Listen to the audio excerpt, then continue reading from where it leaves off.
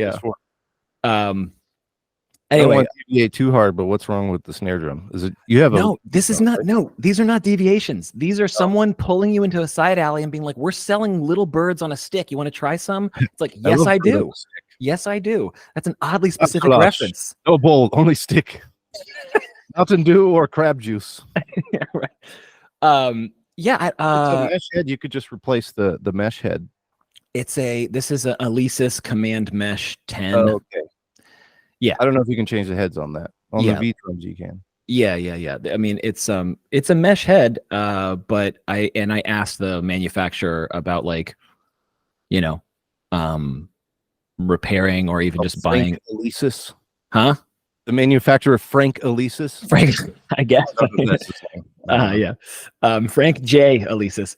So yeah, so it's been out of commission. You know, when the snare drum's gone, what am I gonna do down there? Just, play Beach Boys? Like, I need a snare drum, so the Dread Crew of Oddwood songs without a snare drum. I wish I was cool enough to know that reference, but I don't. Well, that was a pirate band that I was in. We did Ren fairs and stuff. Yeah, which, by the way, our Crownsville, Annapolis, I didn't realize that was a place that people fly over the Atlantic Ocean to come to. Like, oh wow. Yeah, I didn't know that. Sean Cottrell was like, yeah, people fly from the UK to this, like, festival. Like, it's one of the best in the country. But speaking of, you're talking about Swashbuckle, that band that you were in? No, Dread Crew of Oddwood. The Dread Crew of Oddwood. Yeah. So were you still the legendary Pirate King in that band? Yes. Okay. Yes. My namesake carried over to that one. Yes. They were Dread Crew was like an acoustic band. And it started as a Ren Fair band, and then they started touring and playing in clubs. And then we would have I was with them for about 2 years, and I recorded on the album Lawful Evil, referring to D&D alignments or whatever. Anyway, but it started it was based in LA, and they got started at the LA Ren Fair, and the same company who owns that fair also owns the one in Bristol, which is near Chicago area. It's where Chicago would go to Ren Fair. And then there's another one in Tuxedo Park, New York. And so it's the same company that owns all three. So in the summer, we would do a routing to do all of those because the dates for each were kind of staggered. So we'd do a few weekends at Pleasure Fair, which is the LA one. And we would shoot up to Seattle. We would do one up there. We would play some clubs along the way. Bristol was really cool. It was a permanent site, so it was like, they had like cool structures and whatnot. Right. And then make our way over to New York and then loop back around. The whole tour took like over 2 months, I think. Something like that. 8 or 9 weeks. Yeah, I'm curious just hearing that story. What's the longest tour you've been on? Is it the one you just went on? The longest single tour? The longest single tour. Yeah, that had to be with Oddwood, because they would just live like that in the summertime. Yeah, that was the longest. It like single stretch, but there was a time, I was in multiple touring bands, and then I would leave one tour to start another, and so but that's like 2 different tours. Sure, but you're a wild man, and you should get credit for putting in the mileage on that. Yeah, well, that's I don't know. It's like at the end of the day, it doesn't really matter. I'm not doing that anymore, by the way. I'm like, that was several to many years ago. Where I had something to prove to myself. And then I did it, and I was gone for like 9 months out of the year at one point, and that was too much. I was like, I gotta dial this back. Dude, I think what you're saying, everyone who is the least bit self-aware can resonate with regards to we all have something to prove to ourselves, and some of us don't have the courage to do that. It's like a half commitment, like, I have something to prove myself, but I'm also uncomfortable if I do X, Y, or Z. So like, I'll just keep on backing off the burner, back off. Yeah. And then others of us who are crazy, like, we're like, well, I don't know where the limit is until I don't know how to find the limit until I cross it. And now I know now I know that being on tour for 9 months out of the year is not as fun as it sounds. Not great for your nervous system. Yes. Yeah. Yeah. Or immune system, or just your physical and mental well-being. Yeah. Yeah. Right. Well, those are all clustered under the umbrella of the nervous system, right? Like you're not. I mean, you're not sleep. One imagines you're not having the greatest night's sleep. Unless I guess the thing is, like, when you go around to different places, if you're staying in different places, then you're not getting accustomed to like a bedroom. Like when everyone knows what it's like to travel and then come home and be like, my bed. Yeah. And then you can have a great night's sleep. But if you're on a tour bus, like you are sleeping in a van. Or in a van. Okay. Yeah, well, right. Well, this was before the days of tour buses, mind you. So yes, good point. Yeah, no one's gonna get a good night's sleep in a van. But you're now next level, Mr. Brown. You're right. So let's talk about it. Let's meander over to another alleyway. You mentioned being the drummer to Nekrogoblikon, and I know we talked about this the last time you came on, but for folks who don't know, as just a standalone episode, when did you start drumming with them, and how did you meet the band? Like, sure. So I've actually known them since the MySpace days. Right. They've been friends since then. And I always tell people they came to their senses in 2016 when they got me in the band. Mm-hmm. So that's my first tour with them. Speaking of, I had just, I think, gotten off tour. I remember flying to the first day of the tour from a different tour. I was thinking about this the other day. I couldn't remember which tour it was or which band, but I flew to North Carolina to meet up with Necro for the very first show. We had never rehearsed together. Mm-hmm. So I just learned all the songs on my own. Yeah. And then I got there like the night before the first show, and we were in a hotel room, and I had a practice pad kit. So we did like just a run through in the hotel room on a practice pad kit. And then the next day we started the tour. And that was about a month or so. And by the way, what was that like? I mean, just help for musicians who are listening. They might imagine, for touring musicians, they might imagine, but for people who are not in the industry, what was that like to? It's easy enough to say, I can listen to your music, I can learn where I need to play, and then come in knowing that we're going to perform tomorrow night and we're just going to like do a dry run on a practice pad. But like when you took the stage and you're like, we've literally never played in this format together, but here we are in front of a large audience. Oh yeah, like I mean, all the other guys, obviously they'd been doing it for a while. So, but as for me, like I was definitely like nervous as shit that I was playing all these songs to people who knew them better than I did at that point. Exactly. And, like as the drummer, but yeah, I don't know. It just kind of took like. As with any tour, you're not fully warmed up until about a week in or so. Sure.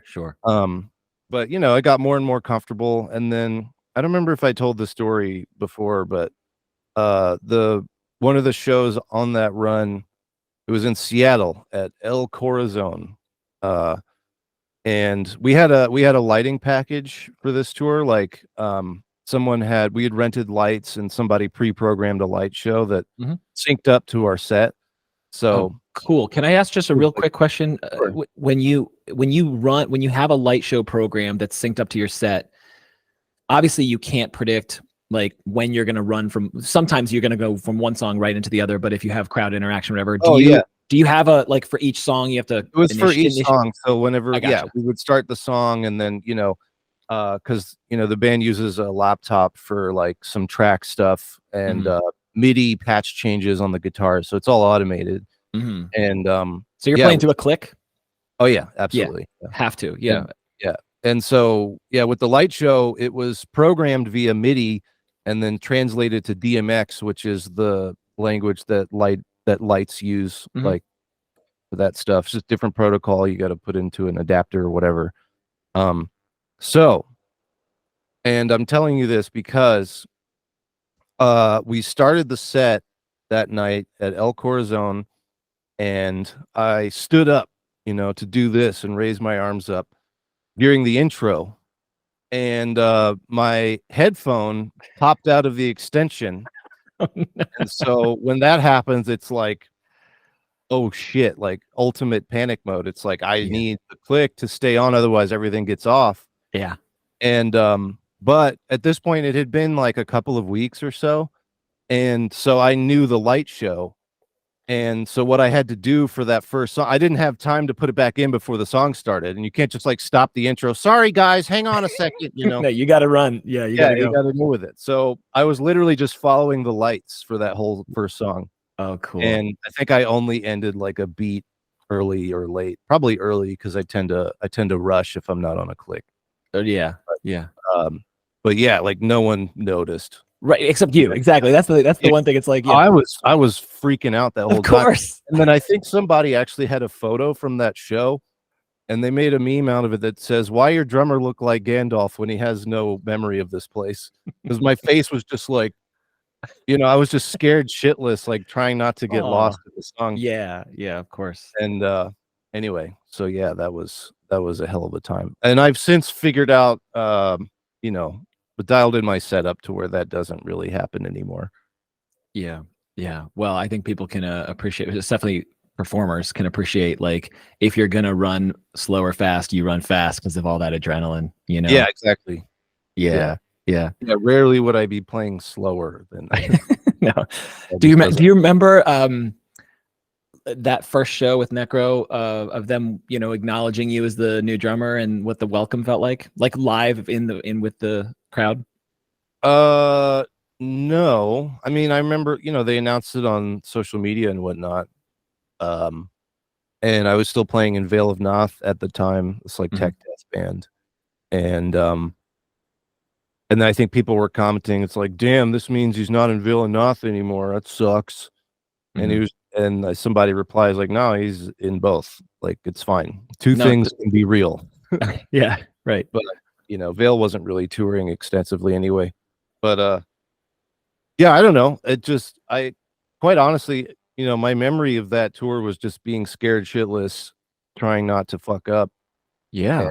And, so, but yeah, I don't know. Is people like, you know, they seem into it, like, because I think we posted a drum video or something, and people were just like, yeah, but everyone in the band was just like, this is a night and day difference. Like, yeah, we're happy about this. Yeah.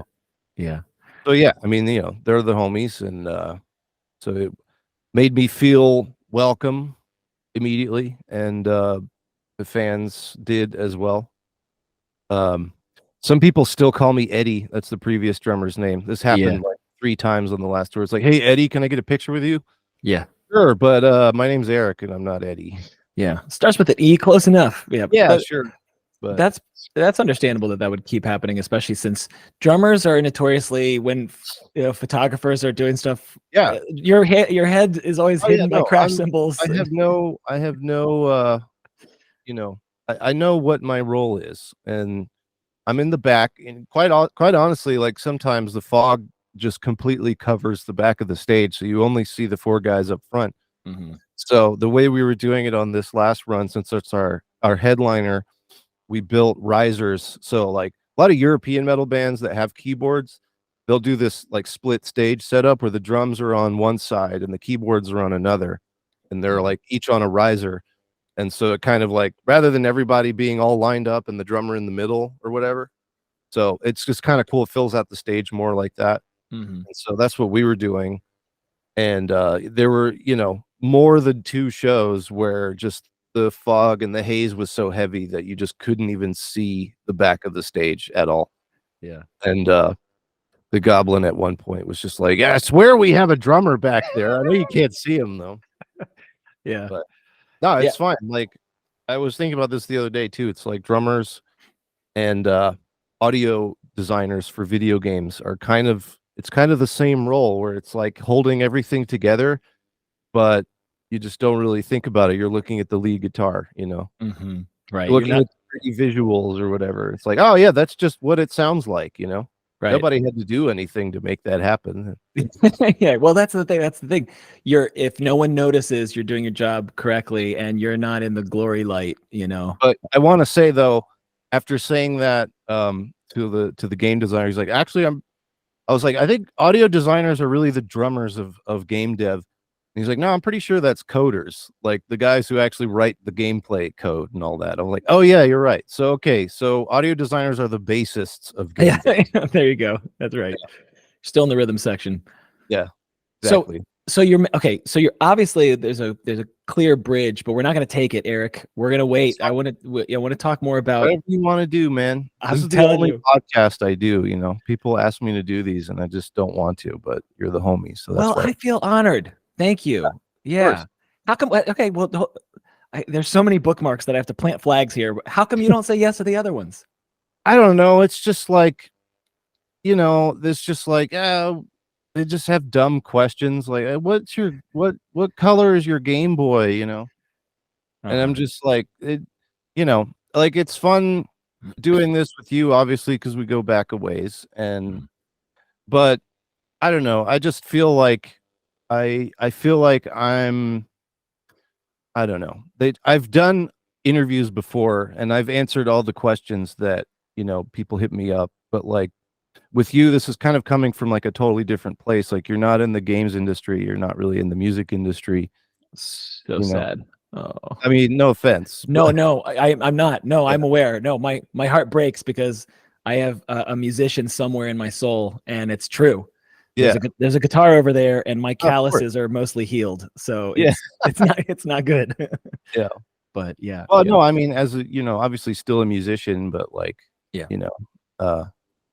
anyway, that's kind of why I don't enjoy that. And now people hit me up about it, and I'll just have them like, can you send me your questions ahead of time so I can see if this is going to be worth my time?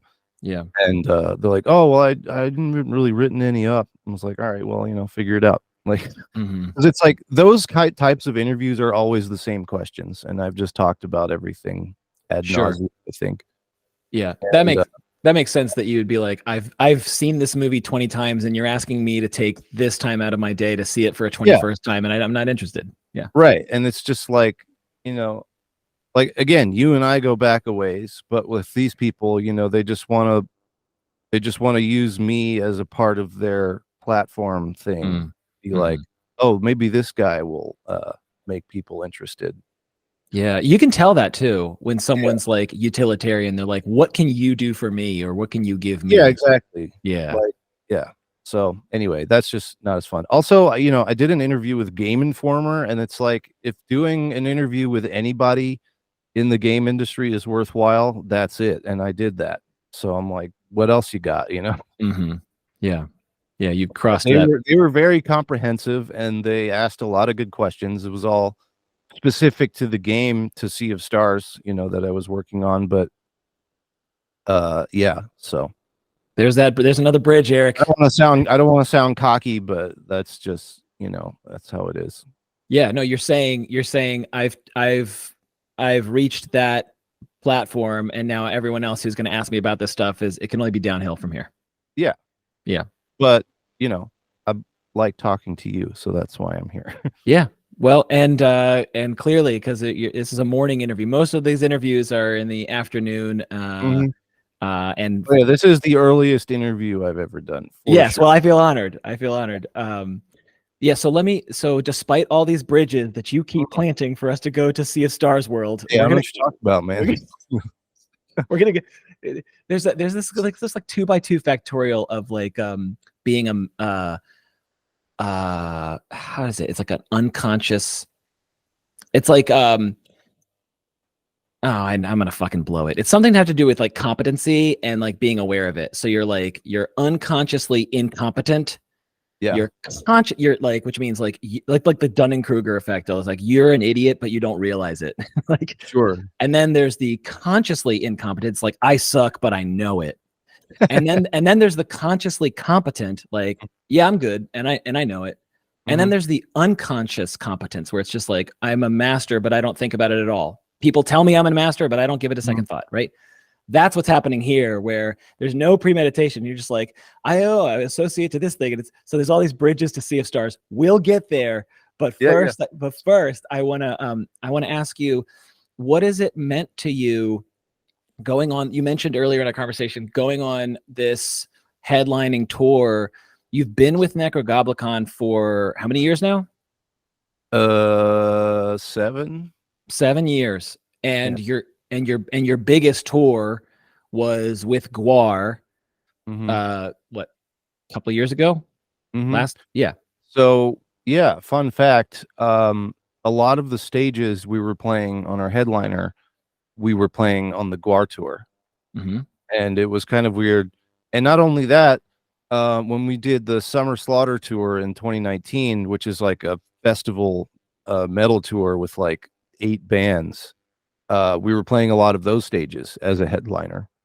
And on Summer Slaughter we were like number 3 in the lineup, so we were on at like 5 or 6 p.m. every night. The doors would open at like 2 just to have time for all those bands. It's fucking bizarre, like that we were on some of those same stages. I mean, Gwar helped a lot for sure. There was a lot of people with Gwar shirts, and like, I saw you with Gwar and I'm stoked to be, I hadn't heard of you guys before that, and I saw you with Gwar and now I'm here. I'm like, hell yeah, man, that's awesome. Yeah. But it was wild. Actually, the last tour the band did right before I joined was a headliner, and they were playing like probably 250 cap rooms, and our 2 biggest shows on the headliner were in Worcester, Massachusetts, and Denver, Colorado. And there were about 900 people there each night, which is like fucking insane. Like, I never would have imagined this band is that popular. Yeah. Is that so? We're talking about theaters. Yeah. So and it's mostly clubs, like bigger size clubs. We average, it was probably 500 or 600 is where we're at in terms of like ticket sales anywhere. Until we got to Worcester, like they booked this venue called the Palladium. They have a smaller stage upstairs and a much bigger stage downstairs with a balcony. They closed off the balcony, but with the balcony open, it's probably a 2,000 cap theater. And but the downstairs was absolutely packed. Like it was just insane. That was one of the shows where the venue like leveled you guys up? Upgraded. Definitely. So they booked us on the smaller stage, and which is interesting because we hadn't headlined in so long. I think a lot of promoters, they didn't know where to put us, and so they were putting us on the smaller stages first because it's less of a risk. And then people kept buying tickets, and then they're like, all right, let's time to upgrade this. So that happened 3 or 4 times. Where the venue got upgraded, where the stage got upgraded, and there were like 14 or maybe 15 or 16 sellouts on a 32 show tour. That's badass. That's gotta feel great. I mean, it was insane. Like I couldn't believe it. None of us could. It was like, never would have imagined that this many people are into goblin metal. Yeah. Well, it's first of all, if I may, if you're into metal, then there are certain elements that need to click for you to keep your attention and to be a fan. And then on top of that, I don't know how to articulate it, but it's the idea of like, for some people, you ask any garden variety music fan to listen to your style of music, and they'll be like, I don't understand the lyrics. I can't say can't tell what they're saying. But for me, even like in being socialized with thrash metal, a lot of times it's the lyrics. I'm not necessarily connecting with the lyrics. What I'm connecting to is with the energy. And if the energy is with metal, the vocals are just another instrument. Maybe a rhythm instrument, but and there's singing sometimes. We have a lot of like singy parts. What did you call those songs before when we met up at Auto Bar? You talked about them like if you're just playing a slow beat. There's a terminology for those kinds of songs. You used Huh? No, it wasn't a ballad. No, I can't remember what you called them, but it was, these are like the crowd pleasers. These are the ones where there's Bangers. It's I don't don't know. Yeah, you use the different term, but it doesn't matter. But the point is, like, what I'm getting to is the songwriting, quality songwriting. So when you talk about being surprised by selling out places or upgrading venues, there is a, put in the work and fucking hustle and be consistent and like show love to your audience and keep going back to those cities. And then there's something that happens where it's like, when I say put in the work, I don't just mean going to the cities, but all the, promotion stuff that you have to do. Like, it's just staying consistent. I mean, all there is to it is, writing and rehearsing and recording and playing. Yeah. And, put on a good live show, get them to buy t-shirts. That puts fuel in the tank to get you to the next place to do that. And, if it's that good, you come back, they'll be back. They'll bring some friends. That's right. Well, what I'm saying is, it's good based on the energy, vibes, and resonates with the crowd, and the songwriting is talented. And then and that all is kind of independent of the show, the live show. You know what I'm saying? Like, so you can put on a record, listen to the energy of the band, and the songwriting is stellar, and then you go see that band and they could like just kind of not have it with regards to being a showman, or you know what I mean? Like, and so there's some bands that you only like in a live setting. There's some bands you only like in a recorded setting, yeah, that's it. Just be like that sometimes. But I think, like, I don't know. Yeah, it's there's a lot that goes into it, I suppose. But yeah, it's literally just us doing what we love and just kind of meeting other people that love it. I wanted to add, that's that. You're. I mean, I get it. At the end of the day, you can say you can overanalyze this to the to death, but at the end of the day, we're just doing what we love and we're connecting with other people who love it too. And I guess what I'm saying is, like, it's a pleasant surprise to see growth and to see success happen that way. You're not, in other words, you're not looking at some spreadsheet and you're like, well, we're going to blow up in April, Q2 of 2025. Right. That's not how it works.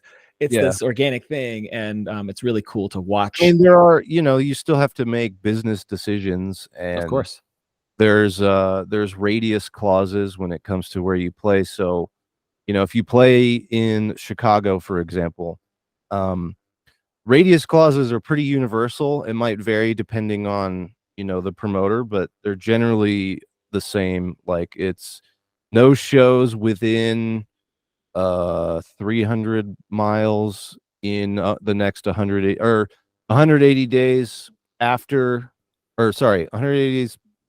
Anyway, yeah, roughly 180 days in between the two times you play in a city or in an adjacent city that's within the radius. And the reason for that is because you don't want to oversaturate. If you announce a tour while you're on a tour, and it's like maybe the lineup is different or the ticket price is different, people are like, well, I'm not going to go to that one, I'm just going to go to this one. Sure. And so you're cannibalizing your own ticket sales and taking money out of the promoter's pocket potentially, and they won't stand for that. Yeah, no, it's time and miles. Right. Makes sense. But also, you don't want to oversaturate, because, like, I've seen this happen before, where bands, they just say yes to every single tour that they get offered. And like, there's a few bands I can think of where I would just see them like multiple times within 2 months, and you're just like, oh, fucking this band again. I came for these other bands, and they're on the tour because they're on every tour, and you do that, and you just like, you're saturating the market. And not only that, but you're on the road too much and you're burning yourself out. So, right. Anyway, so there, I think what I was trying to get at was, there's still like business decisions that need to be made, but overall it's like you can't really predict how anything is going to go in this industry. I think the best you can hope for is just being consistent, sticking to what you enjoy doing, because if you legitimately enjoy doing it, that will carry over, and other people will pick up on that energy, and they will enjoy watching you do it. That's right. Yeah, I mean, there's nothing more obvious as a member of a crowd or audience than watching someone feel uncomfortable energy, Mm-hmm. right? Like we're fucking human beings. We are social creatures, and so like we know what it's like to watch someone on stage, like like when you stood up and the headphone jack came out, like anyone who wasn't, if maybe you were hidden in the fog or whatever, like we were joking about before, but Well, this was the very, this was the very start of the set. So okay, yeah, so clear the skies. fog hadn't built up yet. Yeah. But I mean, as an audience member, you can tell when a performer is like, you know, feeling Is that into it or not? Yeah. Or exactly. just like phoning it in. 100%. Yeah. Yeah. Yeah. Um, I wanted to ask you a couple of other, like live performer questions before we Mhm. pivot. One, coming back to Summer Slaughterfest, is that experience that's outdoors? Is that No, no, experience? it's indoors. It's Oh, just called a fest because there's 8 bands. okay. I'm conflating that with something else. Then I'm sorry. When I've seen you on, Probably. yeah, I don't know what venue it was. It was a summer festival. You were outside, and you look from the stage out to the crowd. It's massive.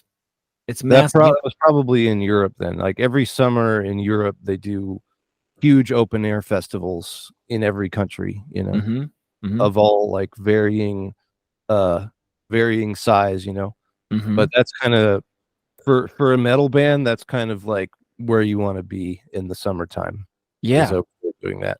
But again, you don't want to oversaturate. A lot of festivals, they won't have you 2 years in a row.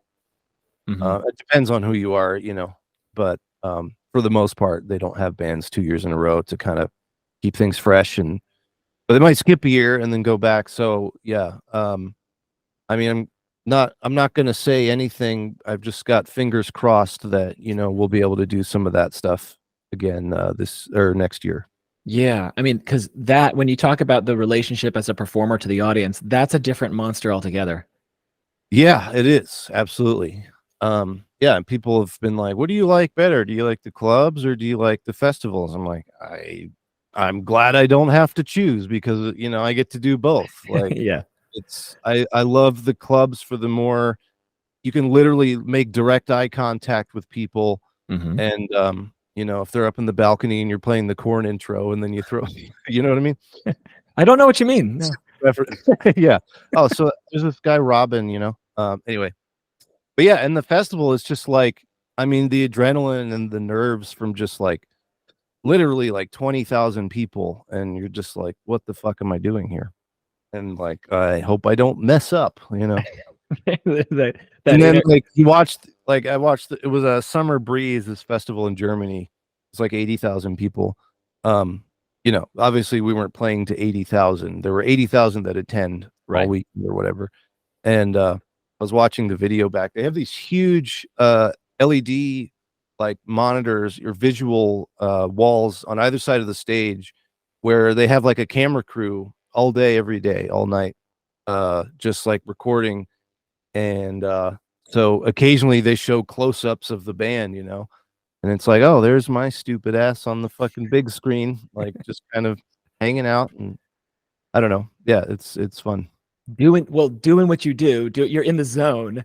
But Yeah. when you're on the big screen, it's in front of many eyeballs, and it's a Mm. different monster altogether. And every like live performer says this about the different energy in a club or a theater or an arena, and what you're saying tracks the idea that you can connect and it's more intimate and that just has a feel. But this is the reason why I'm bringing up that experience for you, is because it's the largest masses, and makes a lot of sense to me why you would have this experience of like, what am I doing here? Like, Yeah. what the fuck am I doing here? I don't know if that's, you categorize that as imposter syndrome or not, or just being like in disbelief.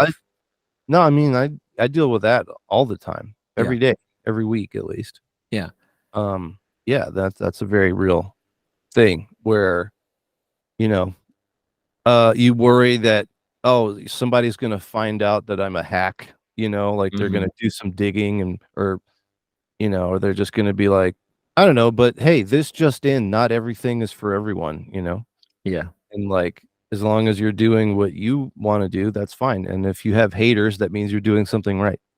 Yeah, But, well, I don't know. I don't think you should pay attention to haters, by the way. Like, I mean, you should give them as much space as no, you shouldn't really give them time of day if they're clearly just trying to like get a rise out of you. It's just like, whatever. Actually, let me modify let me clarify something. The person, and this is going to differ from different people. People are going to say, well, they're not worth your time, or they don't deserve, don't, they have negative energy. You don't need that, the energy you don't need, but the person who's the container for that energy, they're still deserving of compassion. Oh yeah, sure. It takes I mean, a hell of a, go ahead. especially like online, it's really easy to just talk some shit because there's literally no consequences.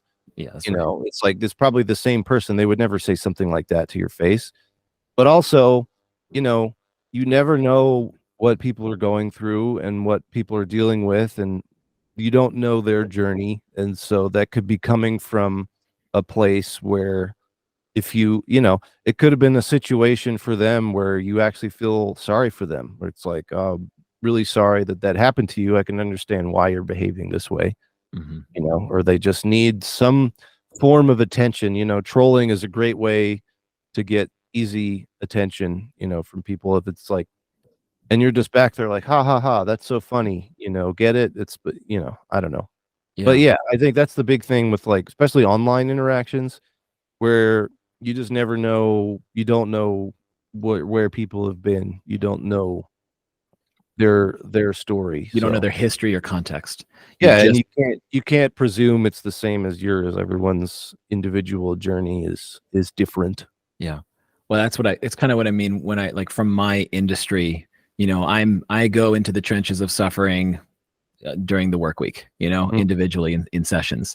Yeah. And it's such an important distinction between the being and the behavior. And that at bottom,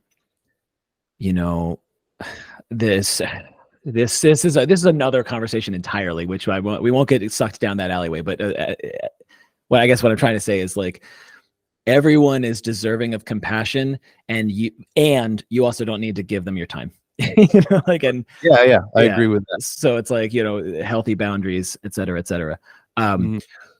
It's going to be very easy to eat up time, and I'm gonna pivot. I want to ask you one other question before we go to Sea of Stars World, and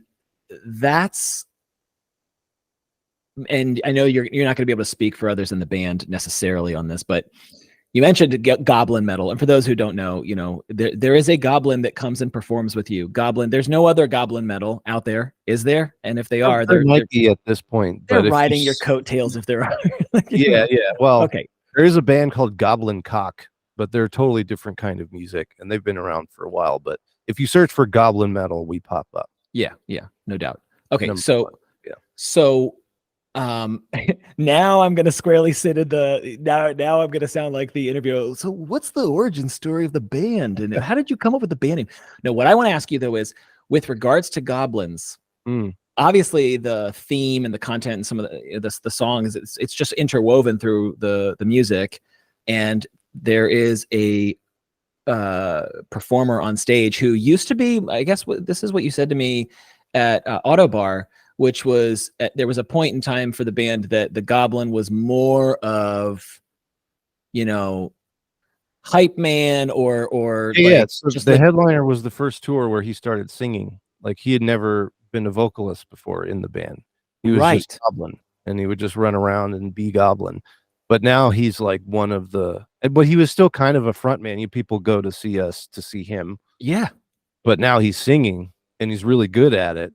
And so, that just adds a whole new, like, dynamic. Whole another level, Jerry. Whole another level. So, okay. So, but he's always been the same guy. And yet he had this talent that just hadn't been utilized. And now it's being utilized. And you're talking about John Goblikon? I'm talking about John Goblikon. Goblikon, yeah. It's always been John. And we've reluctantly allowed him to travel with us because he just showed up from space, and he's like, Nekrogoblikon is my favorite band. It just so happens my last name is Goblikon. That's so weird. And just started going on the road with us. But then it was always like, you know, Nikki, our vocalist, who didn't do the tour, you know, he can do it all as a vocalist. You know, he can do the growly stuff, the shrieky stuff. He can sing, Absolutely. hit notes. He's very, very talented. And so it's just never came up before. Like Goblin has never really had to vocalize. But then, you know, when Nikki said he couldn't do the tour, we found this guy named Dickie. I promise you it wasn't planned that way, just kind of happened. But yeah, this guy Dickie, he's got a following of his own, and he's a super intense, like deathcore metal vocalist. And so, but he's got an awesome range in that, but he doesn't sing like he doesn't sing notes. He just growls and he screams and he you know, snarls and all that stuff. And then so we basically have a human doing goblin vocals and then a goblin doing human singing vocals. Your keyboard player sings. Oh yeah, absolutely. Yeah, he's fucking awesome too. Yeah, that guy's very talented. Yeah, dude. Forgive me, what's his name? We call him Raptor. His name's Aaron, but he just goes by Raptor. Yeah. I imagine, you know, because he's playing keys, and when you hear some of the ballads, like one imagines he wrote those. You know, he's writing the keyboard part. Well, Nikki's been the primary writer for a while. You know, Raptor will come in and sort of like Nikki. He's also a music producer, and he produces like most of the music, at least to get it most of the way there. And we have an engineer that we work with to kind of, you know, they bounce ideas back and forth and whatnot. But I think just to keep a consistent sound, we were having Nikki just be the writer, and that worked out great. But yeah, like he'll come in and kind of what we all do, like the parts will be written, we go to learn them, and then we offer our take, you know, and like sort of make it our own at that point. Gotcha. But yeah, I think for consistency's sake, yeah, like the album Heavy Meta, everyone in the band wrote songs on that album. And so it's a good album and they're good songs, but there was kind of no real cohesion from start to finish, you know. And so to combat that, we just like, hey Nikki, you're the writer now, so you know, do that.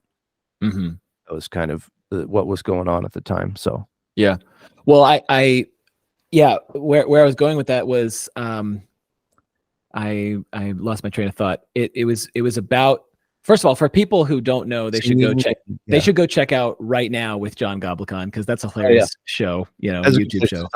Yeah. Say that again. That's a good place to start. It's a good place to start. Yeah. Well, here's where I was going with this. This is a question that you can answer both like a shithead and seriously. Okay. Cool. I want the shithead version first, if you can. Sure. No. Please feel free to answer however you want. One of the songs explicitly talks about believing in goblins. The theme is goblin based. There's an embodied goblin on stage. Goblin metal. People are there to see the goblin and that different take of the genre. Okay. Death metal. Am I getting this wrong? Is it not death metal, or is it considered like in the umbrella? My girlfriend just asked me this the other day, but I think the larger umbrella is melodic death metal. Okay.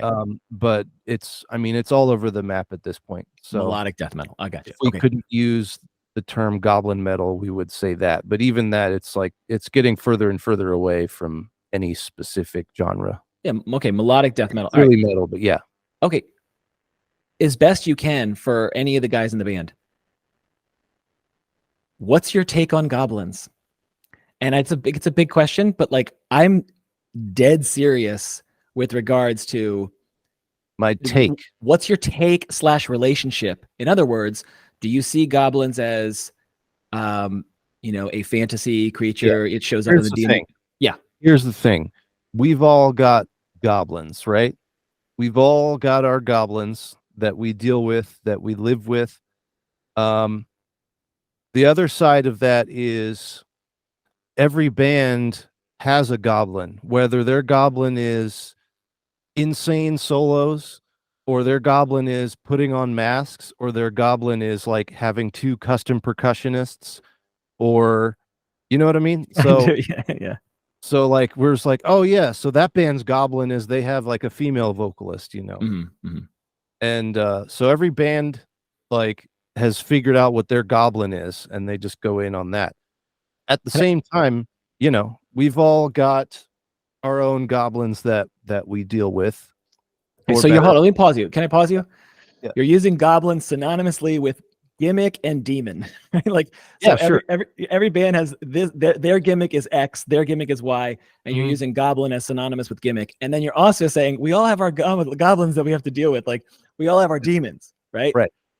Yeah. Okay. That's pretty much it. That's my personal take. Personal take.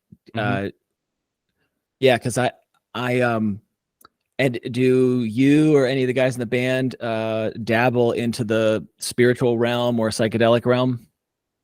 Well, I don't know, not like on a regular basis. Like we've done LSD and mushrooms before, if that's what you're asking. But or any, or I mean, any, I can't at this point. I honestly prefer a microdosing when it comes to that. You know, I've done the full experience, and I just can't picture a situation in which I need to do that anymore, or even that I would be comfortable doing that. So, but I think just kind of dipping a toe in the water, it's definitely like a mood elevator. And but it's also not a regular thing. Yeah. You know, I might make a batch of these chocolates, which are like just very, very tiny dose. And then, you know, eat one for a couple of days or something, and then run out, and then I don't think about it for months, and then might revisit that. That was actually I think the jury, they're doing a lot of studies on this in the medical field when it comes to like psilocybin. This I know. But that definitely helped me through like you know, a breakup, and I was like just kind of totally on my own. And then I was like taking some microdose stuff. I'm like, wow, you know what? Things aren't so bad. And it kind of like helped me through that time. Things aren't so bad, and I'm not so alone. Yeah, and I'm, you know, not, I mean, I'm insignificant, but I'm not totally worthless. And I can also like enjoy doing stuff. Yeah. So. Yeah. So I mean, again, in my industry, I'm not a psychedelic psychotherapist. People keep asking me when I go to, you know, I wouldn't say cocktail parties, but because I'm a parent of young children, I say birthday parties, right? It's like, like people keep saying, "Oh, are you?" And I'm like, "No, I'm not doing that yet." But don't be surprised if 10 years from now, I somehow am in that sub industry as a mental health provider. But it's come a long way in a short time, I think, in terms of like the medical side of it. And yeah, I think it would be, I would not be surprised to see that it was pretty commonplace, especially after that amount of time, after like 10 years. Yeah. So what I want to say is, if listeners think, if their relationship to goblins is, this is something that you read about in storybooks, you see it in Halloween, people can dress up, come to a show, and people can embody what a goblin is. If people encounter what appears to be a goblin in their dreams, or if they're daydreaming, they don't have to be asleep, or on a psychedelic journey, my invitation is to treat the goblin as if it's a part of your psyche, not a separate sovereign entity. People talk all the time about going into the DMT world and meeting guides or demons. I've heard of this, but I've never done that. Yeah. Well, what I'm saying is, don't treat the goblin as if it's an enemy. You know, don't. Oh yeah, no, they're not our enemies. Well, you can low level enemies that you would defeat in games like World of Warcraft. No, but at the very start. Yeah, I know, but that's where the shithead take. What I'm saying is, in reality, what I'm saying is, people who maybe experience psychosis, people who are tormented in prisons or psych wards, it can encounter beings like this. And what I'm saying is, don't assume it's something other than a part of your psyche. And it also can be something that's not a part of your psyche. So you don't have clarity on whether it's. We don't want to assume that it is, but it could be. For example, let's take your inner critic. You and I and everyone who's listening has an inner critic. Like when you pulled the headphone jack out and you're like, oh fuck, why did I do that? Like the voice that goes, why did I do that? Or why did you do that? That's a part of you. Mm-hmm. Okay. But that part could show up differently under a different, either under psychedelics or in a dream. And it could take the form as of a goblin, but it's still a part of Eric or still a part of Robin. But what I'm also saying is there are things that people encounter in the spirit world, either through psychedelics or in dream or in hypnosis, when the brain is in the theta wave state. You can encounter an entity and it might not be a part of you. It might actually be something totally different. And so because you and the guys are immersed in the world of goblinry, I'm like, I just want to throw that out there. Okay. Which is a way, it's probably dishonors the overall spirit of what you guys are doing, but because it's so deeply interwoven in your songs, like I don't think it dishonors it. I hope not. I hope not. I think that's I don't know. That definitely makes a think. Well, it's now, as a psychotherapist, I'm now wading into more of the waters that the mentally ill drown in, that the shamans swim in. I'm entering that more. When people ask, what do you do? I still say I'm a psychotherapist, but I feel more like a spiritual healer than a psychotherapist. And our parts of our psychology and personality mostly is human. But when you go layer down, when you go down into different layers, when you get into the weirder waters, you encounter things that are not you. They're not you. But they can present like a demon, or Alex Jones talks about the interdimensional child molesters and reptilians, and all that shit seems so fucking out there. Yeah. But I think the kind of the $64,000 question is like, what's happening when you interact with it in your dreams? If it's a lucid dream, or if you're on a psychedelic trip, you're probably not going to get this stuff with microdosing. But no, definitely not. Yeah. But if you interact with it, I just want to give that. It's like, it feels like a PSA. It's like, don't assume something's not you. Assume it's a part of you. Assume it's a part of you. Assume it's a part of you until you learn that it doesn't have a positive intention. And if it has no positive intention to like be like your spirit guide or whatever, like it could not be a part of you, and it could be a more darker force. Which again, you're in this realm when you're the band is all about goblins. So, but I don't know if you've ever, okay. Huh? They're okay, goblins. Yeah, right. Okay, all right. I'm totally selfishly staying in this zone. Let's pivot to Sea of Stars, shall we? So, okay. For listeners, what the hell is Sea of Stars? Let's catch people up. Sea of Stars is a retro turn-based RPG that we just finished making at the end of July, which you and I are talking right now on July 31st. And it took about 5 years to make, and it's coming out on every console.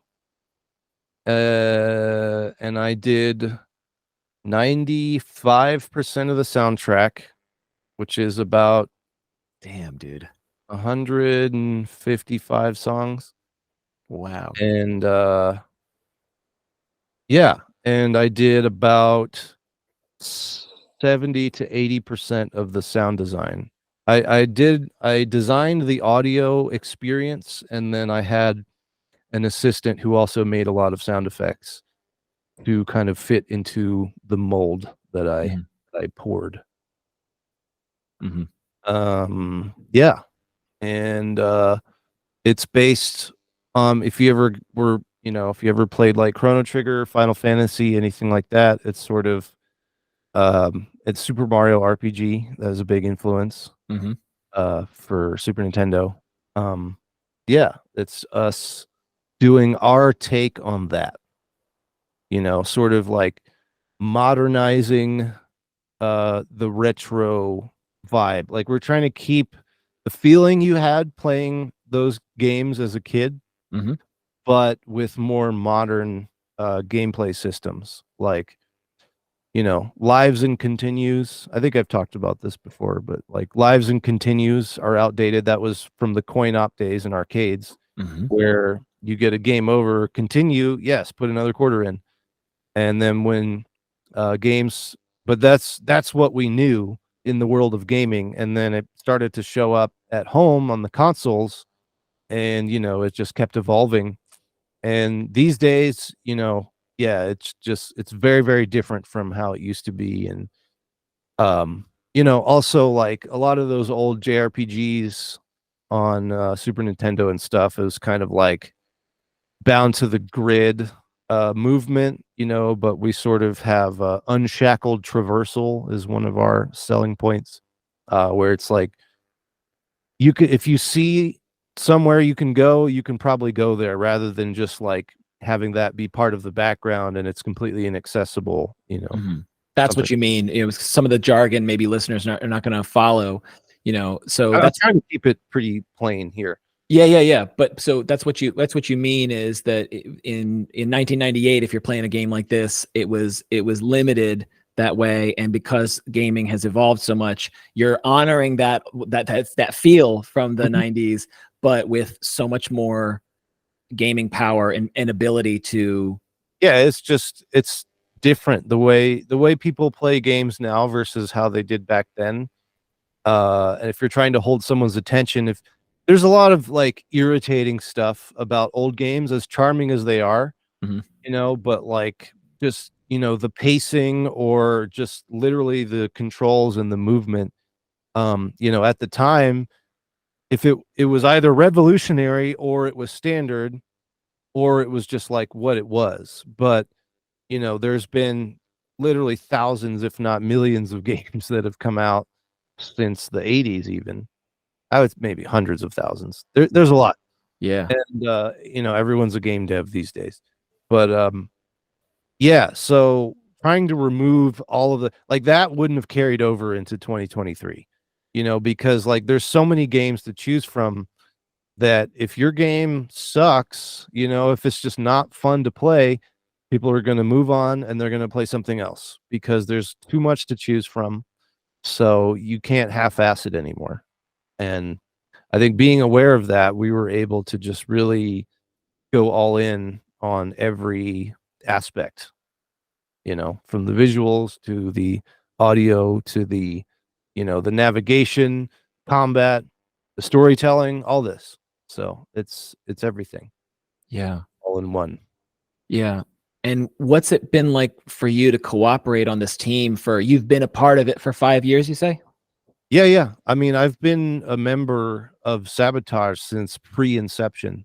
Like before the company was founded. The game designer, he was working on this prototype of a ninja game and he needed a soundtrack. And he was still like working his other job at the time. This was like a passion project. And then eventually just started his own studio and to focus on that. But yeah, so I mean, I'm the guy. I'm not going anywhere, and I'm also not taking any commissions. I have no interest in doing game music for anybody else. Yeah. So, but yeah, it's the whole project took about 5 years, at least 5 years. Yeah. And yeah, help me understand for someone who's not in the industry, and for listeners who are on the outside, what is it like to collaborate with a team? And when you're being given, like, if in your role of designing the sound, you're talking about the music and the sound effects, but you said someone else was helping.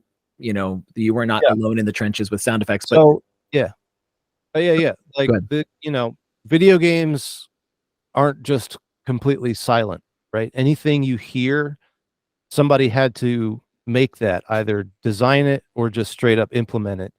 And I basically had free reign to because they trust my judgment when it comes to stuff. We've been working together since The Messenger. That started in 2015 or so. Maybe 2016, I don't remember.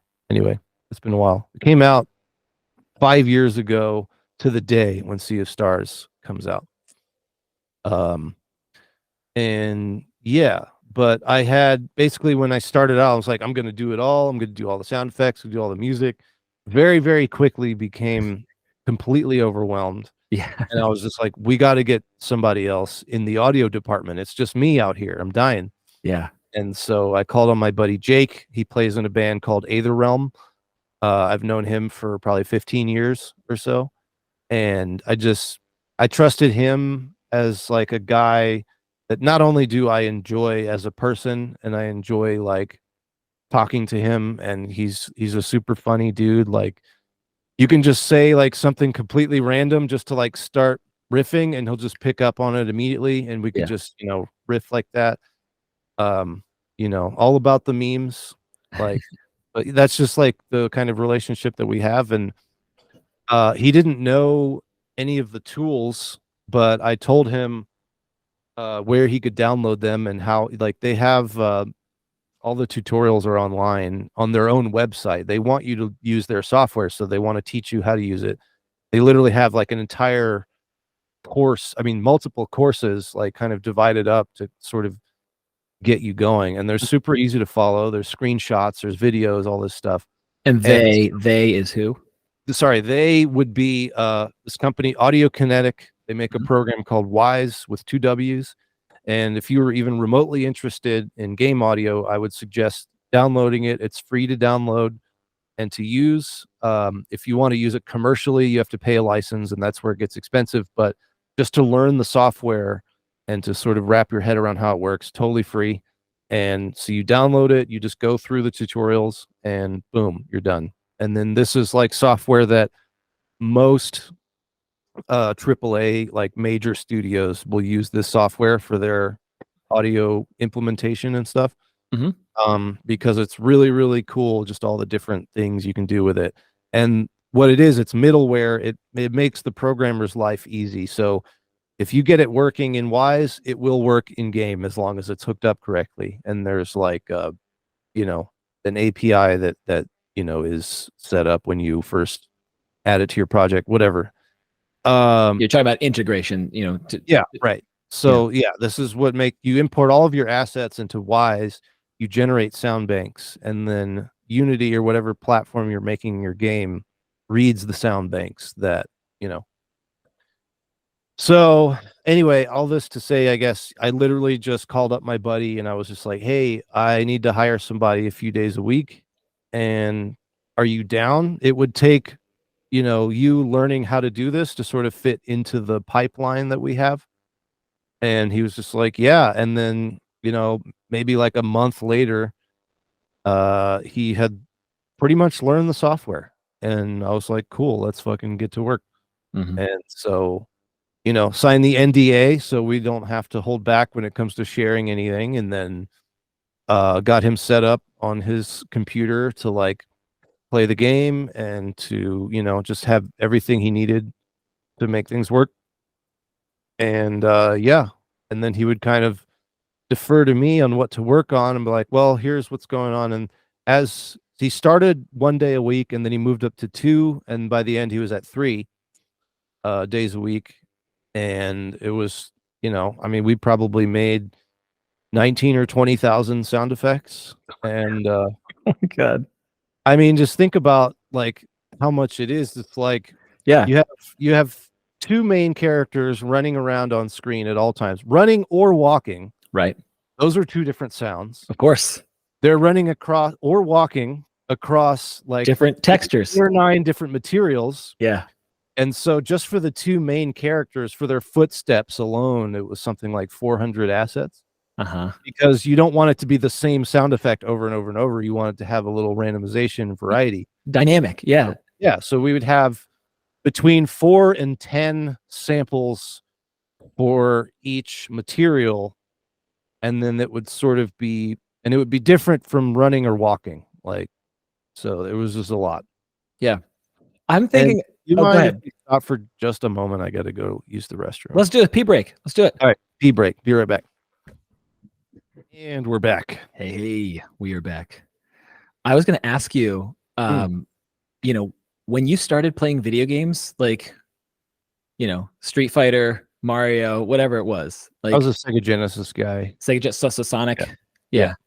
I mean, did you ever? I mean, you couldn't have imagined, right? Like the Huh. the appreciation of stepping into that world and I knowing what's loved involved. I loved game music. I mean, I would sit there and listen. If any game had a sound test, I was in there and I was just listening to all the music in the game.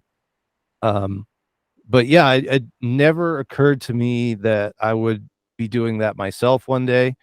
It was just something that I enjoyed. Uh, it was just like, I mean, it's immersive and all this, it was also taboo when you were like, oh, you shouldn't be playing video games. You should go outside or something.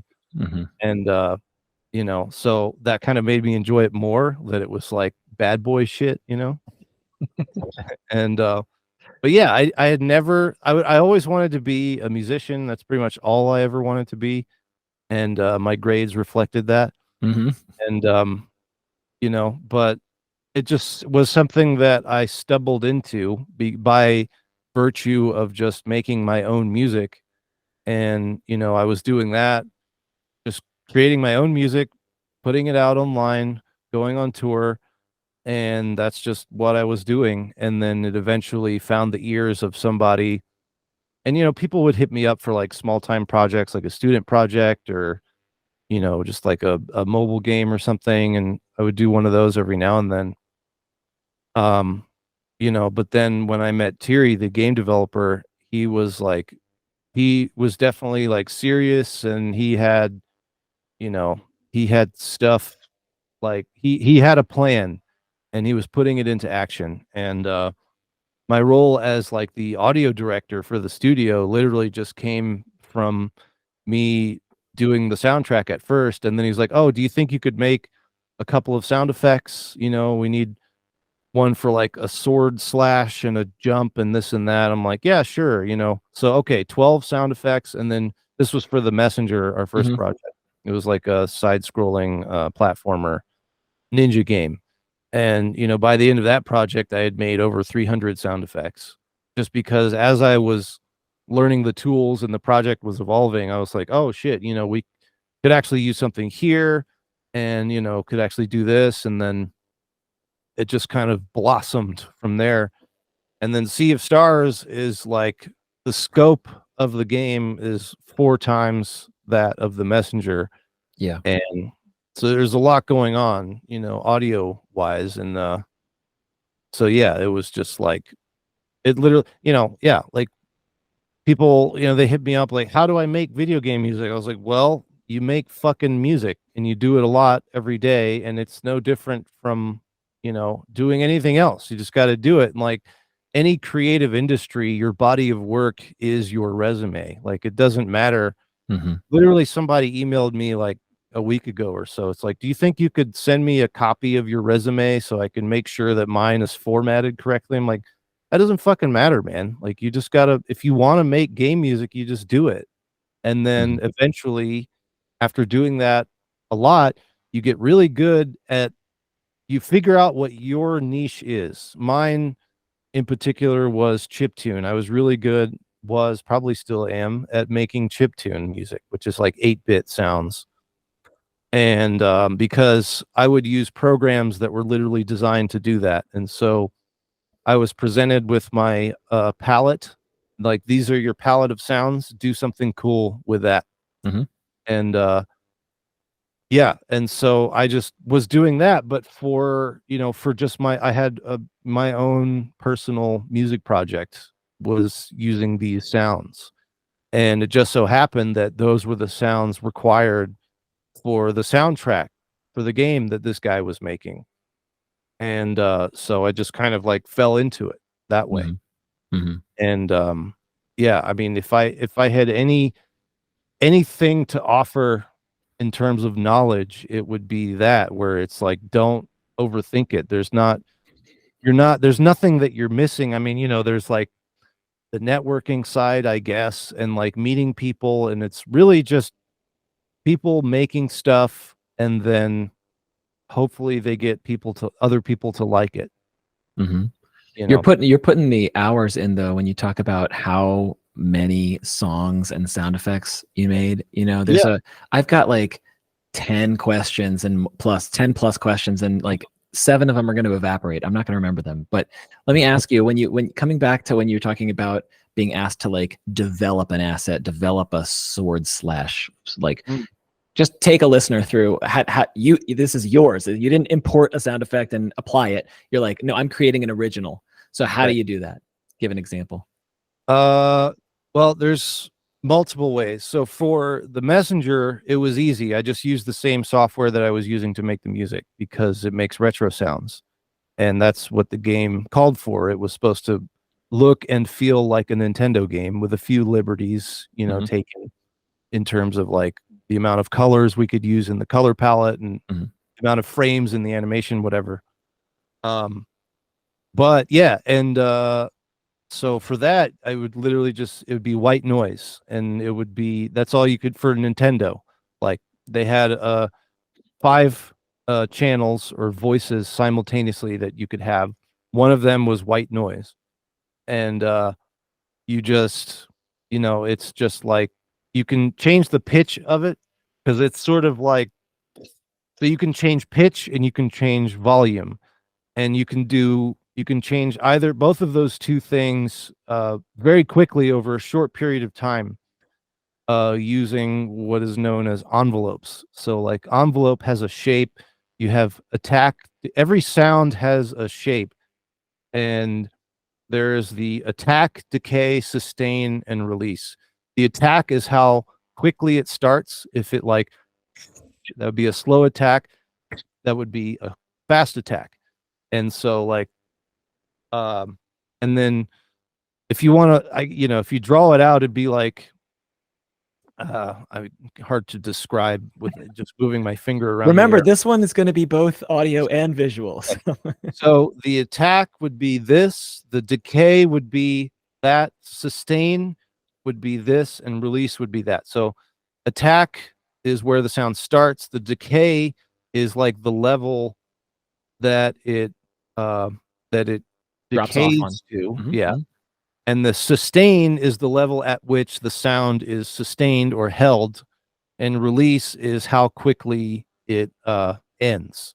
Whether it's just like, does it end abruptly or does it slowly fade out? Right. The difference between decay is happening right after the attack, and release is just the close of the envelope. Sure. And you can, and remember, these are all happening over like very short amount of time. Yeah.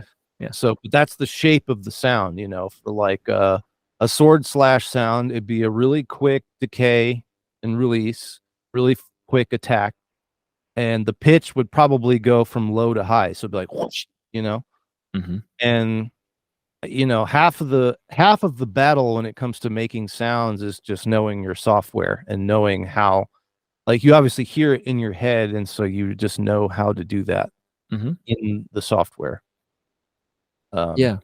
But for Sea of Stars, it's not a Nintendo game, there's a lot. I was able to, get a lot more in depth with how the sounds were created or used.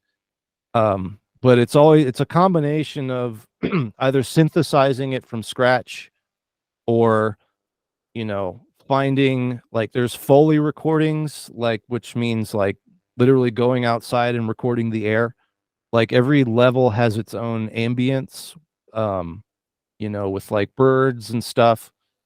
And then also, layering, there's like layering retro sounds with like real world recordings.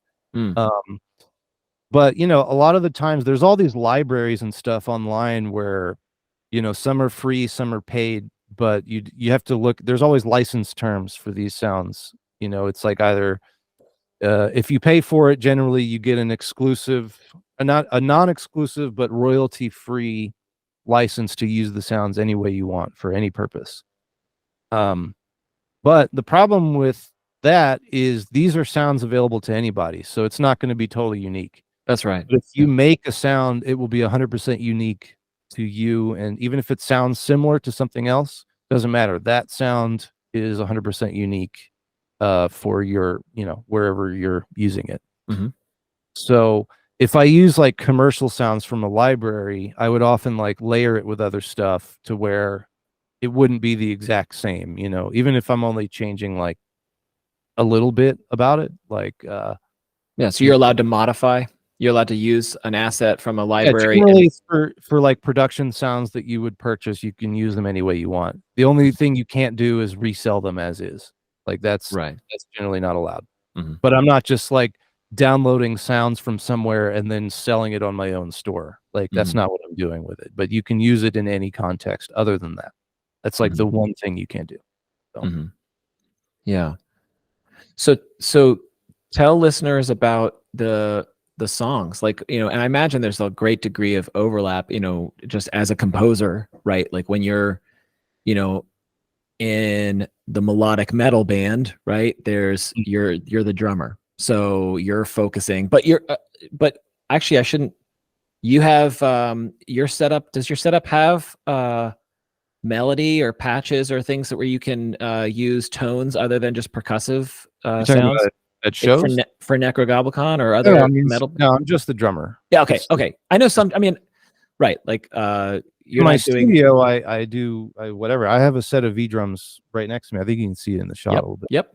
But I use these as like a MIDI controller, so it's literally just plugged into my computer, and you know, if I'm creating a beat, I can literally just play it on this thing, or if I'm writing a melody, I can literally just tap out the rhythm of the melody and then move the notes around where I want to go. Because I don't really play piano, I don't really know how. I mean, I can kind of figure it out, but generally the way I write is just with like mouse and keyboard and just punching in the notes where they go. I do everything by ear. You know, I'm not very knowledgeable in the theory realm. I mean, I sort of kind of know the circle of fifths, which is like the main thing. That's all you need.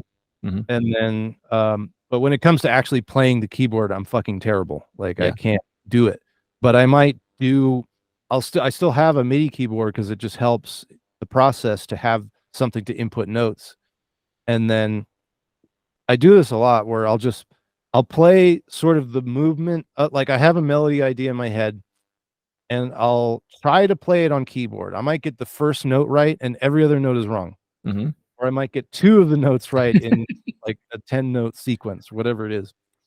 And but I record to the click and I just play it wrongly, and then I quantize it and move the notes to the right notes. Right. The rhythm is not wrong though. In your head, you're able to manifest the rhythm with no problem. Sure. Like I kind of would you just take it like a piece at a time, you know? And I just sort of like I'll get an idea and I just try to like get the idea down before I forget it. And if I at least play like the shape of the melody, roughly speaking, then I can move the notes around. And using a keyboard like this, then you get, you know, you can have the velocity, the different velocity of the notes and whatnot.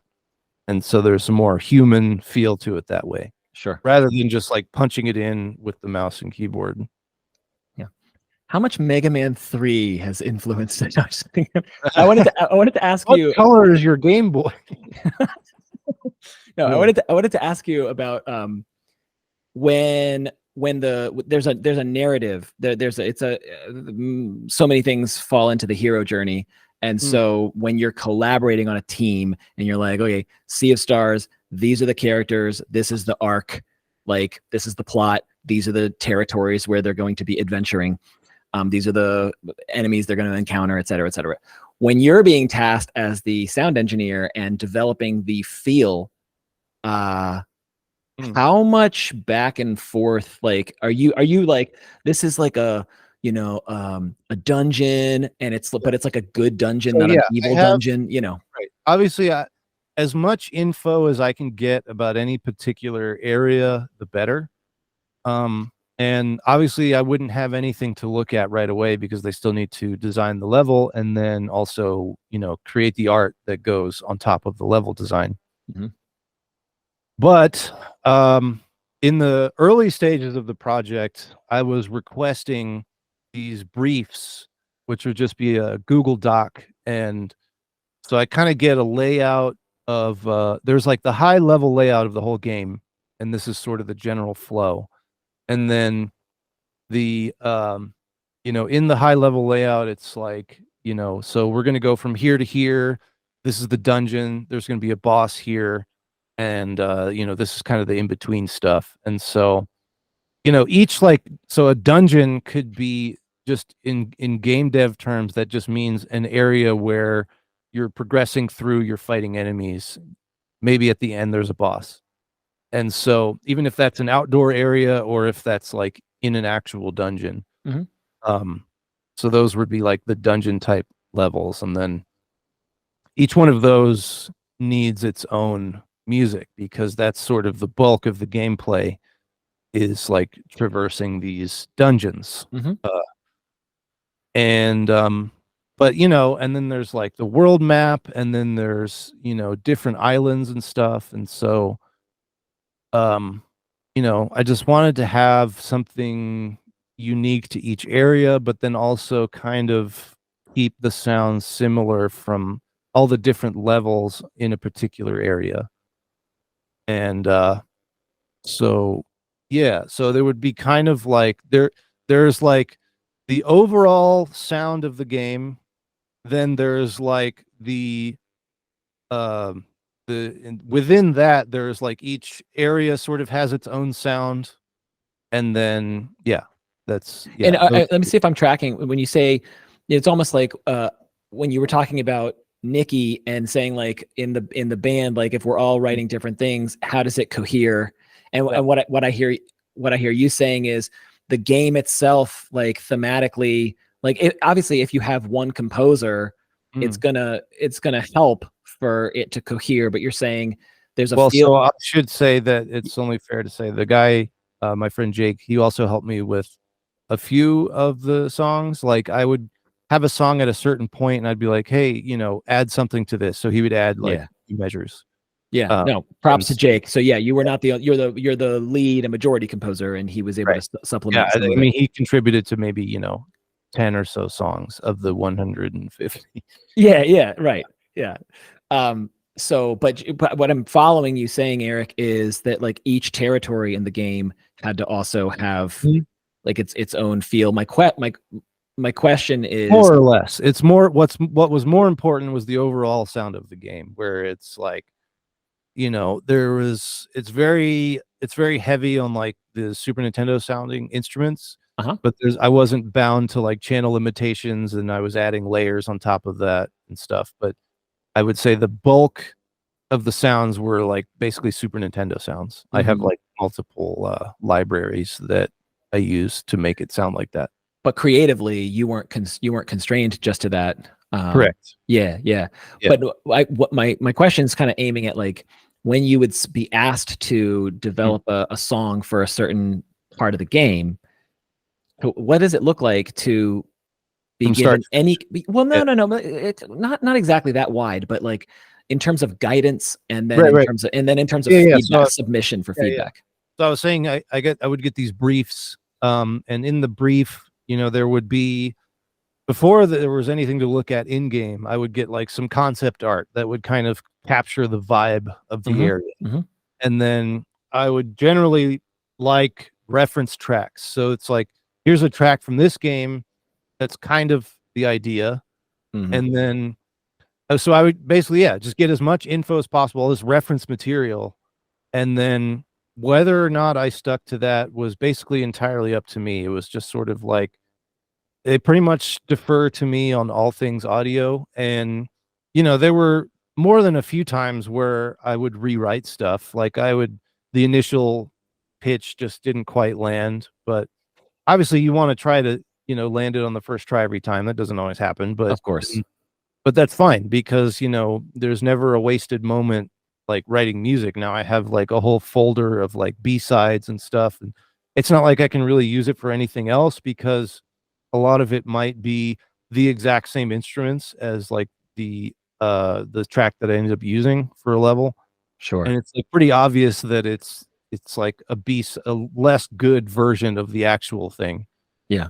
Or even like one of the sections is identical or something like that. But even still, it's like doing that got me to the finish line on the thing that I used, where it's like I'm building my sounds, my patches, or it's just like you kind of learn something every time you make something. And I can usually tell if an idea is worth abandoning Not always, maybe 80% of the time. Mm. I can tell that I'm like, this, I don't need to spend more time on this. I'm just going to start from scratch. But there is definitely value in, even if you know you're not going to use it, or if it sucks, just trying to flesh out the idea to get it to the end to where it's like an actual piece rather than just like a few measures of music. Because there's definitely like habits that are good to build when it comes to finishing. If you're in the habit of not finishing, it gets really, really hard to finish. Oh, you can say that 100 times again. Yeah, totally. Yeah. So, but every moment you spend writing music, there's something to take away from that. Yeah. And I think it is sometimes, I mean, for me, I was like, I had to move on to the next thing and I have to produce results because I have a lot of work to do. But, if you're just like casually making music, and you're like trying to get better at it, then you should absolutely focus on finishing, even if you're not really into it. If you don't like it, like, it doesn't have to be perfect, nothing ever is, but at least getting to the end before you start a new thing. That way you don't just like build up a whole backlog of songs you'll never finish. I so appreciate what you're saying, both for myself and for listeners. And I'm mindful of our time, and I want to ask you a couple more questions that some of them sort of I guess the remainder blend in both worlds and both roles, Eric. One is, I am assuming, because you're taking on, you've got your day. I mean, yes, there's downtime, you get to decompress, but like when you were on tour and you had these dates were booked to go play with Necro, and you had a deadline for Sea of Stars, you're double dipping. Like, what was it? Right. Well, what was it like for you, toggling between roles as best you can? How was that for you? Well, so on tour, like the rig that we take on tour, it has like a little desk area. So I had a place to work. I bring all my my whole studio for travel fits in a backpack. Like I have 2 laptops, I have a MIDI controller, I have just some accessories, cables, whatnot. And then I have this thing, which is the Dirty Wave M8, and this is basically like, this thing is like a super powerful synth. It's actually like 50 synths in one, and a sampler and all this shit. So I make a lot of sound effects with this thing. It's like a super advanced retro sounding device. But anyway, I would basically just, we're fortunate that we have crew that help build the stage. We don't have a drum tech, so I'm still mostly on my own with that, but at least between our stage manager and our sound engineer, they kind of get me like maybe 70% of the way with, they can at least they do all the loading, and it got to the point where they were taking all my shit out of cases and just sort of kind of roughly piecing it together. I use a rack with the drum kit that I tour with, and so it's all just like, it unfolds and everything's there. You just put it where it goes. And then, I would have to come in before sound check and kind of tweak things. But, and then, as a headliner, we were also doing meet and greets. So that kind of like, we would get in, I would have like maybe a couple hours before our sound check. We would sound check, and then I would have a couple more hours. We would come back in, do the meet and greet, and then I would have a couple more hours, and then we would play the show, and then I would have to pack up. So it got to the point where, I mean, I was working every single day, and we had days off every 5 days or so, and those were the days where I was really getting caught up, I feel. And but also getting caught up sometimes is just like just really like focusing in on one area, like levels, or anyway. But yeah, so I would just work when I could, and other people would go out for drinks, and I would be back on the rig working. And we had a day off in New York before our show. Everyone went into the city to see Book of Mormon on Broadway. Oh, yeah. And I stayed in the hotel working. But I was grateful. I really wanted to go see Book of Mormon, but I was grateful for the hotel day because I literally had the entire day. And it was like it was getting to the point where like before the tour I was having like a mini panic attack over just how much shit I had to do. Um and even like right before I left, I should have been spending time with my girlfriend. I was working. And but this was kind of like this was the bed that I made for You myself. signed up for it. I Yeah. had to buy in, and I mean, it's like nobody else is going to do it but me. That's right. And I just there was all this stuff I knew I wanted to do. There was a lot of stuff I wanted to do that I didn't end up doing. And just it was literally up to me to make the game sound as good as possible. And yeah, that it was.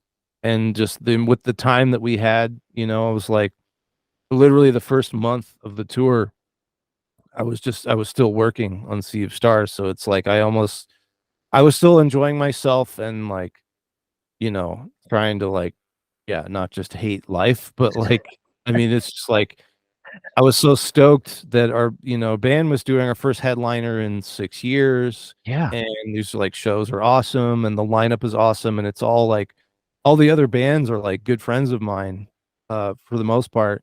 Mhm. And, I could have been hanging out with them, but I was working. And so yeah, it was pretty stressful for a while, but we hit a milestone at the end of June, and I was sort of like there was definitely more time for polish after that. And polish we did, but When you say end of June, what was the milestone? it was the beta milestone. So beta means content complete, which means every sound, every piece of music that's supposed to be in the game needs to be in there.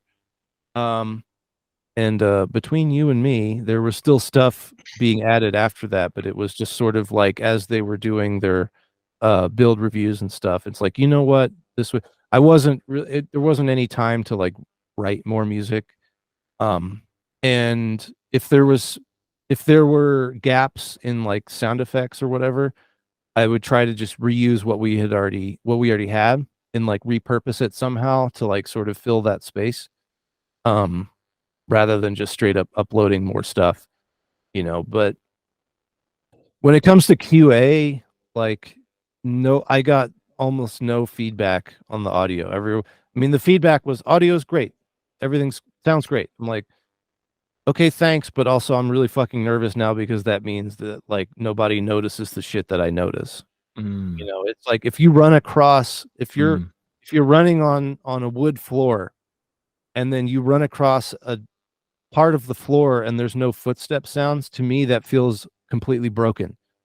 But there was a lot of that kind of stuff that nobody picked up on, and it's sort of up to me to sort of play test and find the shit and then fix it. Which is another role and responsibility on top of what you've already signed up for. It's like, well, that's what being the audio director is. It's like I'm free to delegate, but I have to figure out what to delegate. And and that's when having Jake was awesome, because I could be like, I have a whole list of shit, but I'd rather focus on the composition right now. So if you want to go ahead and do all of this, like all these sound effect things, and plus like, him like coming into the project and everything, I feel like he was a lot more efficient in the way that he worked to create sound effects. And like he could get a lot more done in the amount of time where it's for me to get the same amount of stuff done, because I'm like overthinking everything and micromanaging all of my own shit. Yeah. Whereas he could just come in and be like, yeah, cool. Does this work? I'm like, that sounds fucking great. Without analysis paralysis.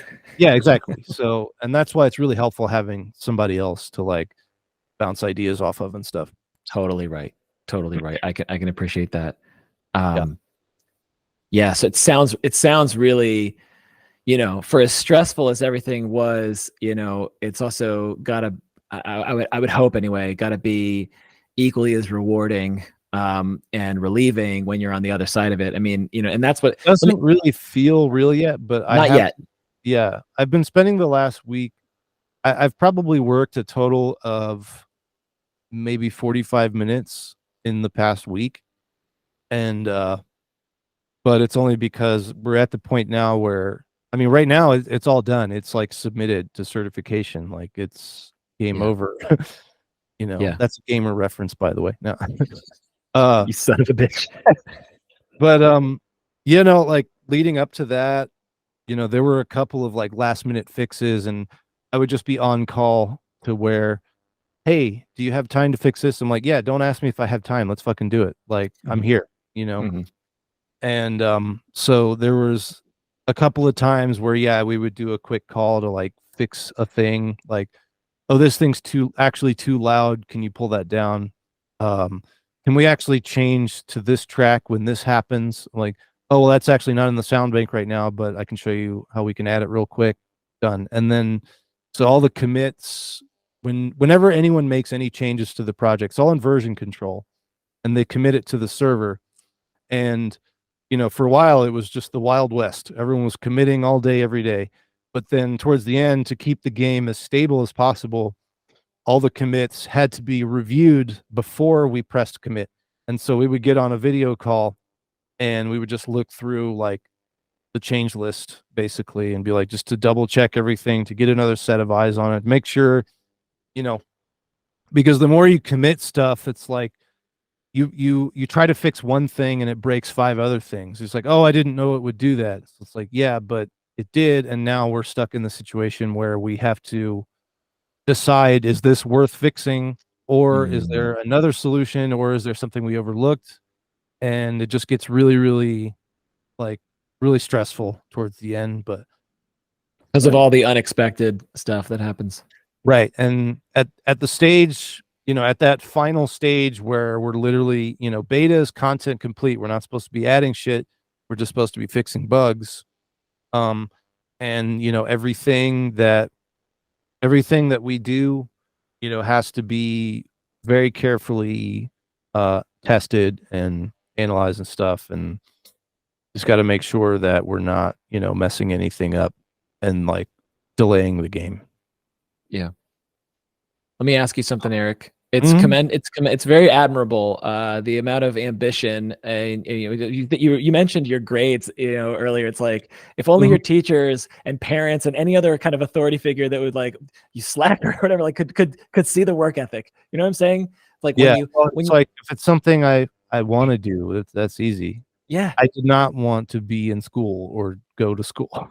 Yeah. So, but also, like, hopefully next time you are having a really rewarding career experience in your, because you have sort of multiple career, right? That you won't be, you know, double dipping, and you'll be able to really, not to say that you weren't able to soak stuff in, but it just won't be as stressful. Yeah. Well, I've learned a lot, you know, throughout this whole process, and I'm excited to start the next game because I'm going to be super fucking organized. Of course, until I'm not, but at least to like start things out. Like, I didn't know how to use the software that we're using now, like when we started working on the game, pretty much. I mean, I was learning it as I went. That was sort of like everybody was doing pre-production. I was following tutorials to learn the software to make the audio for the game. But now I'm like pretty fucking good at it. So I have like a much better idea of how to organize stuff and, you know, keep it clean and lean, and also like how to delegate. And that's another skill. And because, you know, it's always going to be different from the initial pitch, you know, like things evolve as you go. And it's like, for the Messenger, the initial pitch was 12 songs, 2 versions, 24 tracks, you know, 10 to 12 sound effects. We ended up with 64 tracks and like 300 sound effects. But that was just because like the initial pitch is often like, yeah, you just try to build on that and see how far you can take it. And so I think factoring that in, you know, it'll be great to just work normal hours onto thing. And you know, rather than just like not getting much opportunity this day to put in work, so I need to put in 16 hours the next day, or, you know, whatever. It's just like finding that balance is going to be a lot easier, I think. Well, yeah, especially as you mentioned, several learning curves are behind you, and you'll just be more organized and able to delegate, like you said. And let me ask you, how hard is your stop at 1:00? Do you have time? Or it's 11 for me. well, yeah, okay. I do have some stuff to do today, but it's I'm a little flexible. Got a little flexible. Okay, let me ask you. Hard out. Yeah, no, this is my lunch hour before my my 2:00 first session of the day, and I wanted to ask you.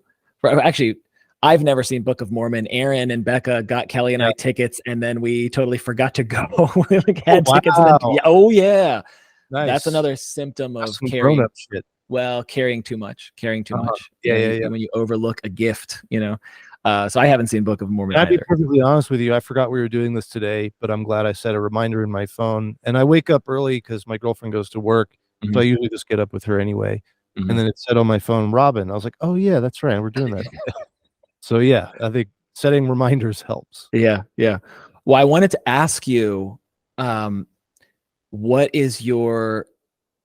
what's one of your proudest moments in either or both of these projects, these endeavors, these teams that you're on with Necro, with Sea of Stars? I mean, I think in both, like literally my proudest moment in both, they both happened within the last few months because, I got to headline with my band in the town that I live in Denver in front of 900 people.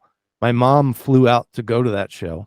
She was at the Baltimore show, and then she decided on a whim to fly out to Denver and visit me and my brother. Of course, that was the day where I got sick and I couldn't really hang out. And we were supposed to go out to dinner and all this before and didn't get to do that. But she did see me play in front of 900 people. Mm-hmm. And I actually got on the mic and told the crowd that my mom was there. And so I got the whole crowd to chant mom. Yeah. Same way I did in Baltimore. She was able to receive it this time. Yeah, exactly.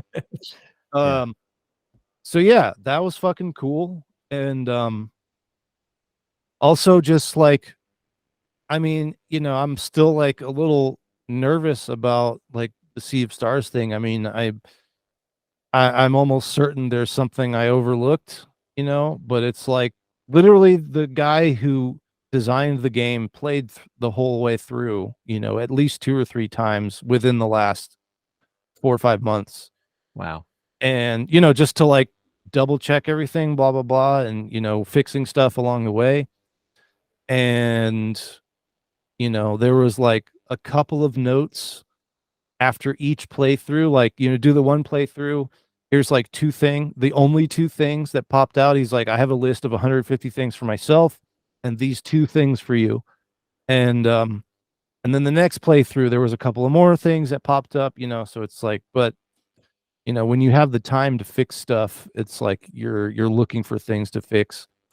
And but yeah, I think just finally like hitting the button on that and just like submitting it, like it really hasn't sunk in yet, but it's literally been the last 5 years of my life. And in particular the last like 2 were like pretty busy and hectic and just feel like a lot. I mean, there's a lot that went into it from everybody, not just me, but from where I'm sitting. Yeah. Like, and the game designer, he's very open with his team, and, he'll just like, I exported it took about 3 days to export the soundtrack.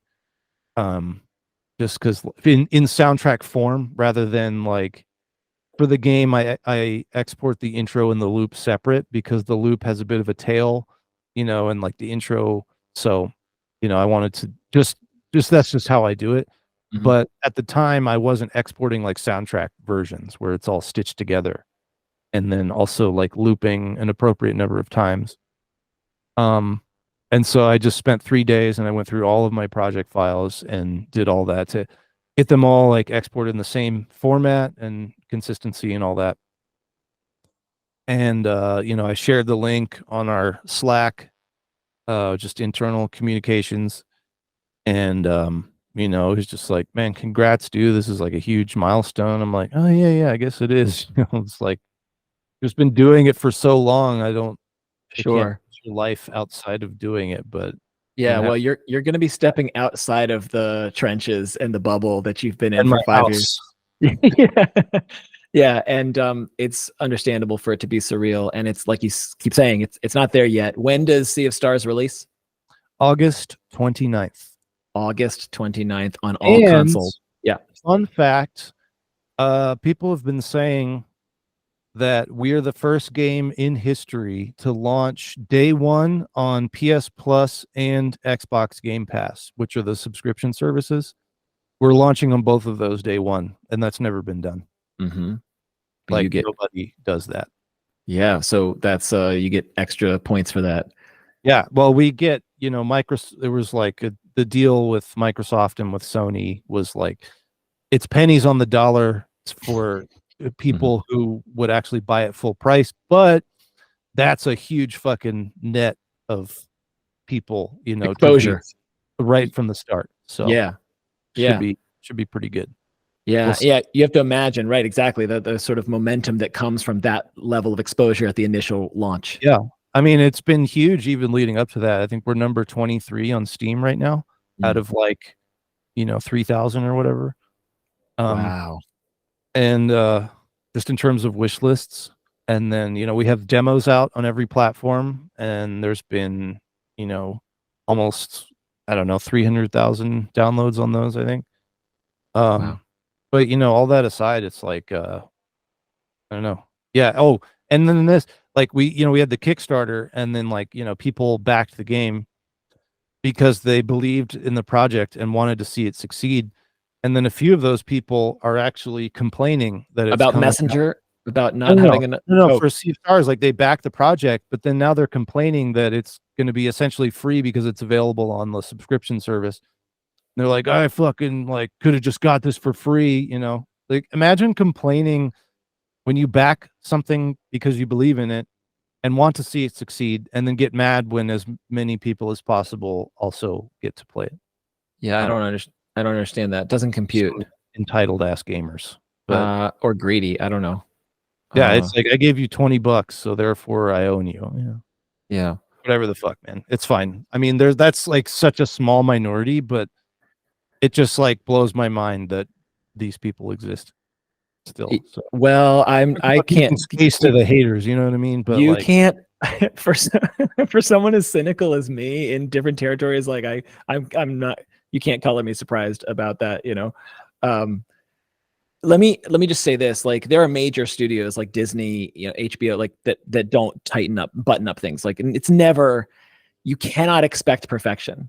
So when the lead review does the multiple playthroughs and is like, here are your notes, like I'm sure more things will be caught after launch. Oh yeah, that always happens, like if players discover like an out of bounds glitch that nobody caught. Like we didn't catch our QA team, which is a third party. It's their job to find and catch these things.